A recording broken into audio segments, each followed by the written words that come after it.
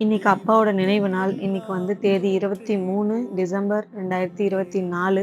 அப்பா இதே போன வருஷம் வந்து எதிர்பாராத விதமா நைட்டு ஒரு 11, 10 போல அப்பா இறந்திருப்பாரு. எங்களுக்கே வந்து அன்பிலீவபிளா இருந்தது. நெறைய பேர்கிட்ட நான் சொல்லியிருப்பேன். ஏன்னா டாக்டர் வந்து 6 மந்த்லேருந்து 1 இயர் அப்பா இருப்பாருன்னு சொன்னாங்க. அது வந்து ஆனா நம்ம எதிர்பார்க்காத விதமா 10 நாள்ல அப்பா இறந்தது வந்து நம்மளால டைஜஸ்ட் பண்ணவே முடியல. வாழ்க்கை எவ்வளோ சின்னதுன்றது அப்பா இறந்தவுனே வந்து நெறையவே புரிஞ்சுது. ஏன்னா யார் எப்போ இருப்போம், எப்போ போவோம் நம்ம கையில ஒண்ணும் இல்ல.